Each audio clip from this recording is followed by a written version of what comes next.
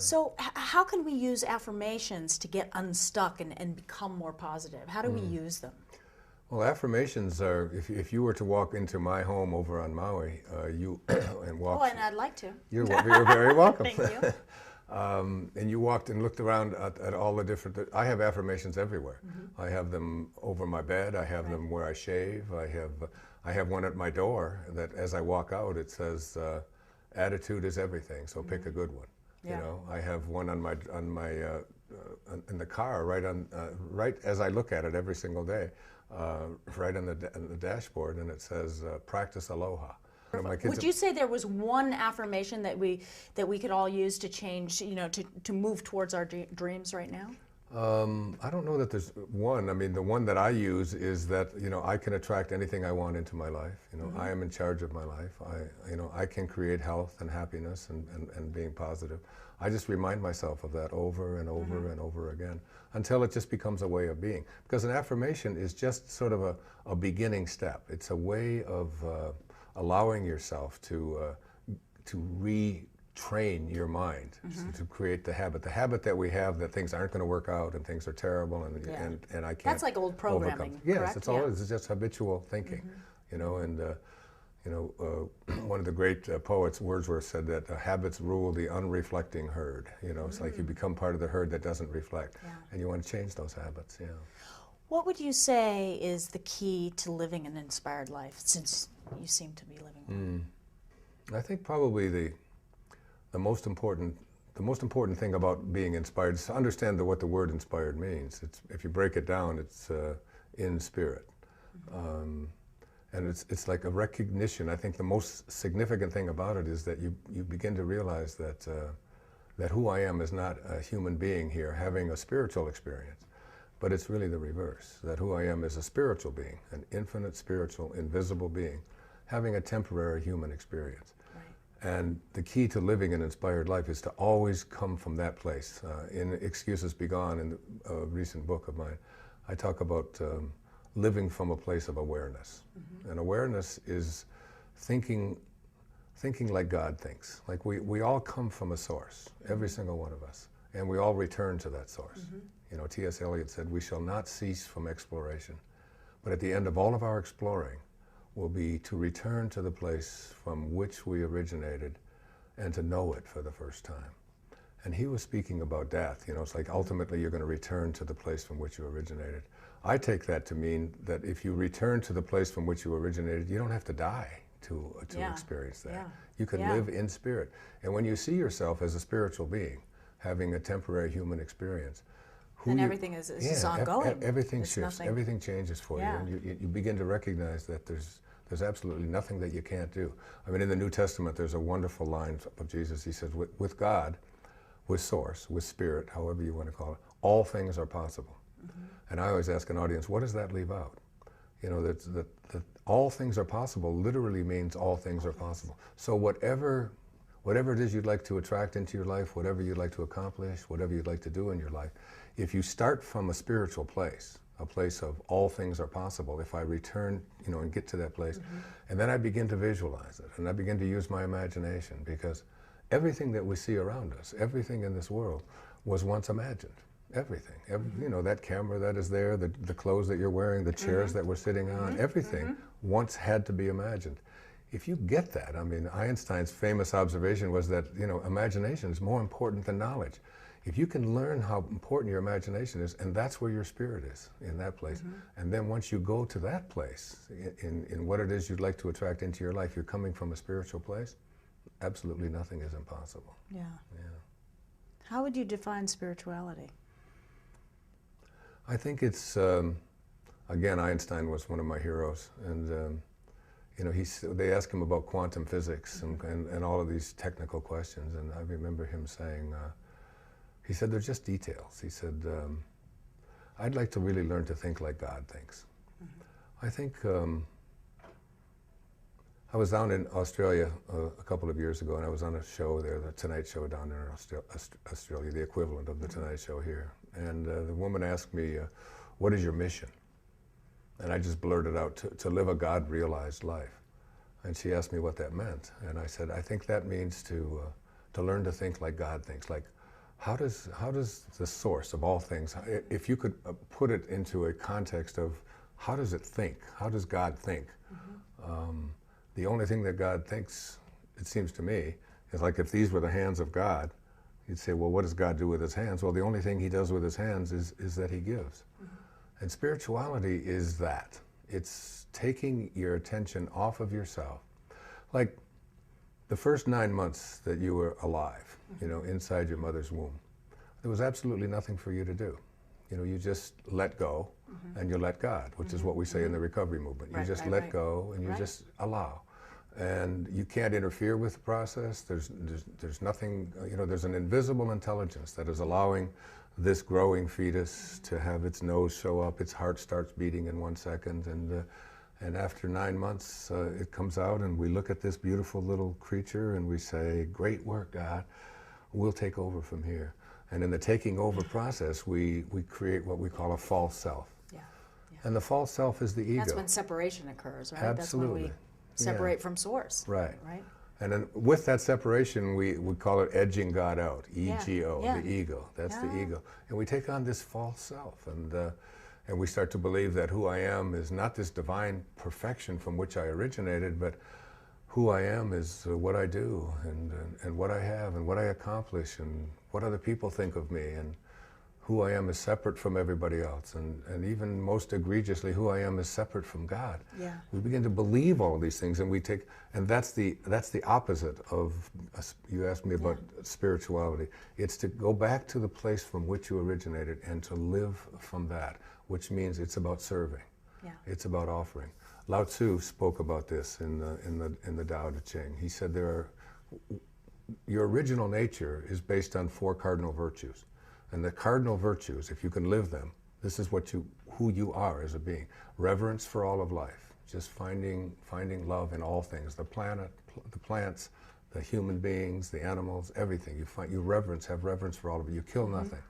You know, a natural kind of sincerity, which means a sense of honesty about not just not stealing, but about who you are as a human being. And a sense of kindness, you know, just being kind to each other and to everyone and everything.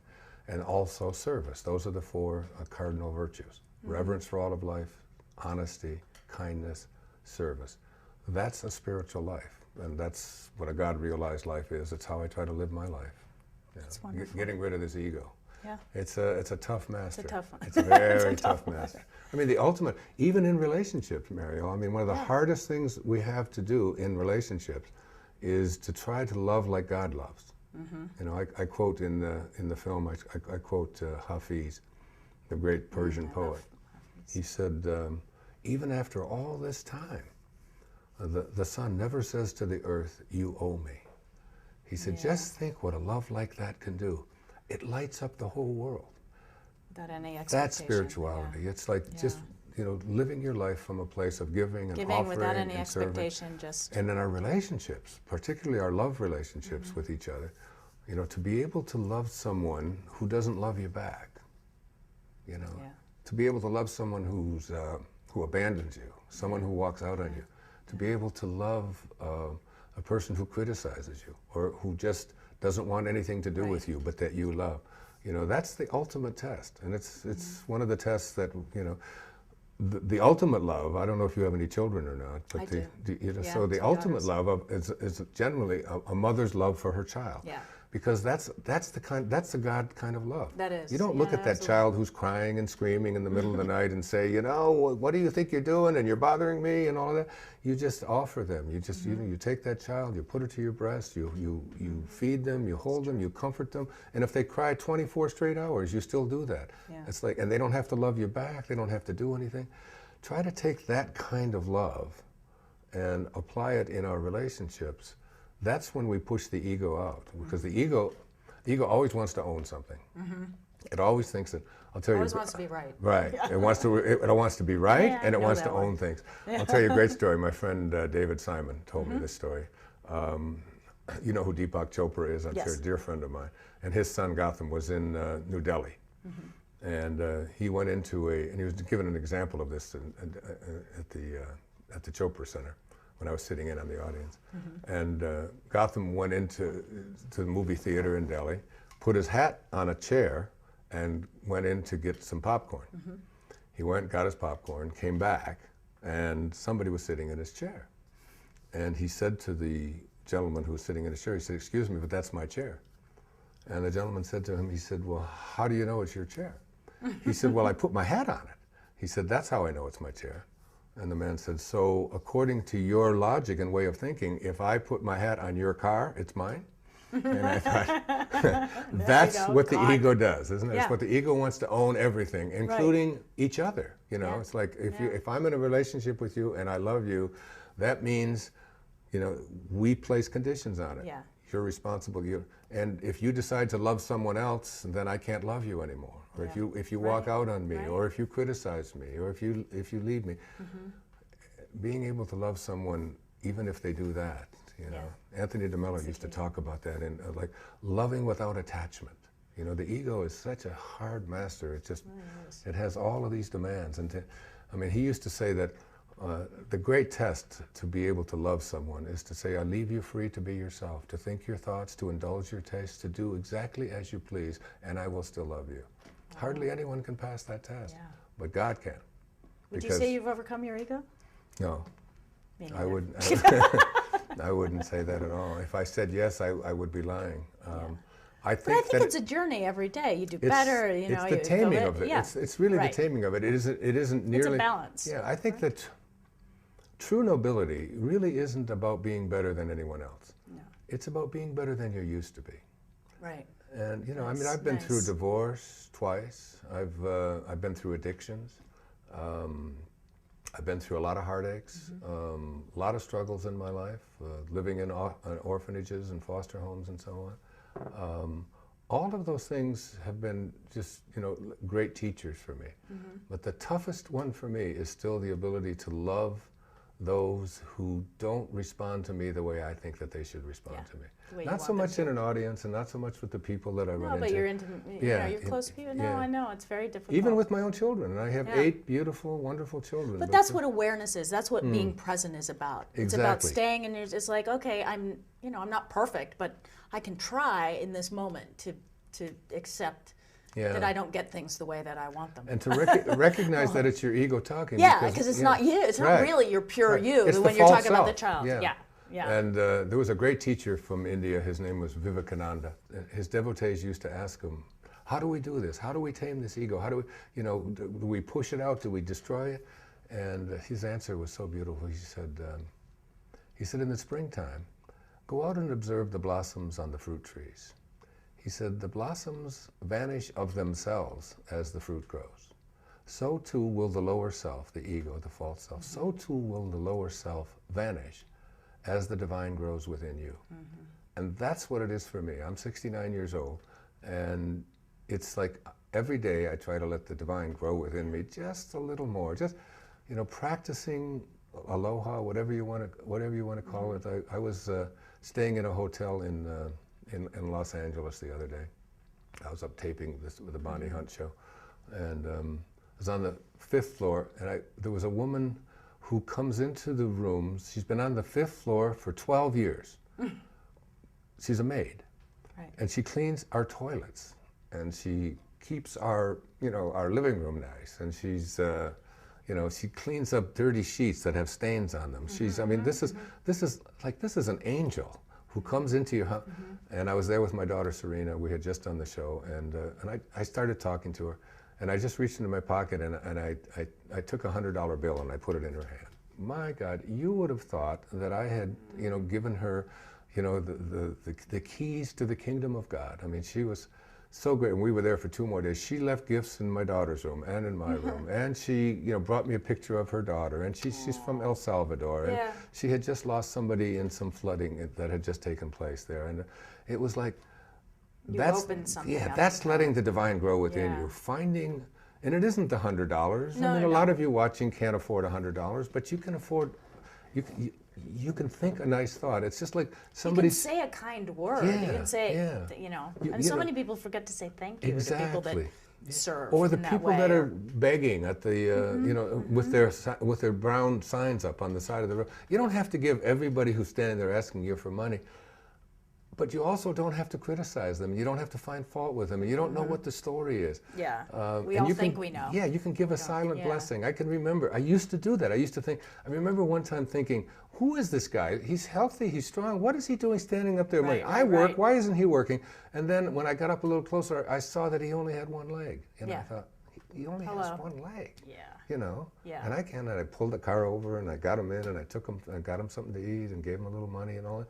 But there was a time, it's like, not that instant judgment. That's that's what Vivekananda meant. Let the divine grow within you, and it's like you're a vessel, you're a container. And the more divinity that you allow into you, the more of those 4 cardinal virtues that I spoke about that you begin to practice, it pushes out the rest of the stuff, because there's no room in there for the ego and for all the false self, and look at me, and look how wonderful I am, and look at all my stuff, look at all my accomplishments, look how wonderful I am, and look how angry I am. So if you practice those virtues, and it pushes it out, and you become Christ-like, you become Buddha-like, you begin to live a life of a higher spiritual consciousness. You know, you live at siddhi consciousness, where you're constantly giving and offering and serving.